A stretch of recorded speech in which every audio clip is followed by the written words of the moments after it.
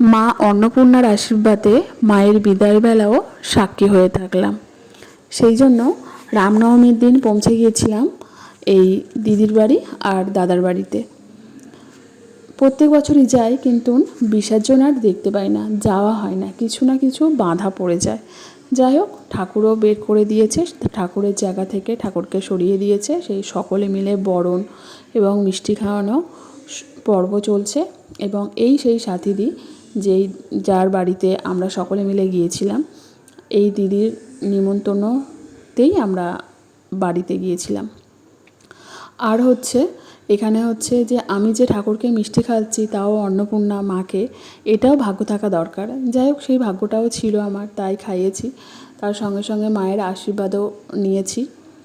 এইভাবেই সেই দিনটা কেটেছিল। এবং শুধু যে মায়ের বিদায় বেলায় যে যায় তা না, কিন্তু আবার মনটা আমাদের খারাপ হয়ে যায়, ঠিক কথা, কিন্তু আমরা আবার সেই একটা বছরের অপেক্ষাতে বসে থাকি যে আবার মা আসবে।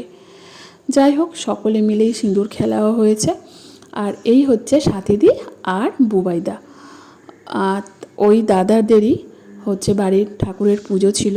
আর দাদা কিন্তু মাথায় ঘরটা নিয়ে সেই যেখানে ঠাকুর বিসর্জন হবে সেখানে কিন্তু পর্যন্ত নাচতে নাচতে যাবে। আর এখানে সব বাচ্চাগুলো দেখতে পাচ্ছ, নাচানাচি তো শুরু করেই দিয়েছে।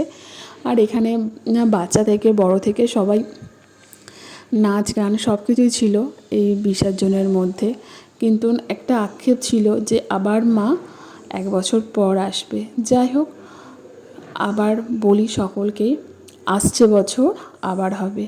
আর হ্যাঁ, সেদিন কিন্তু খিচুড়ি ভোগ ছিল।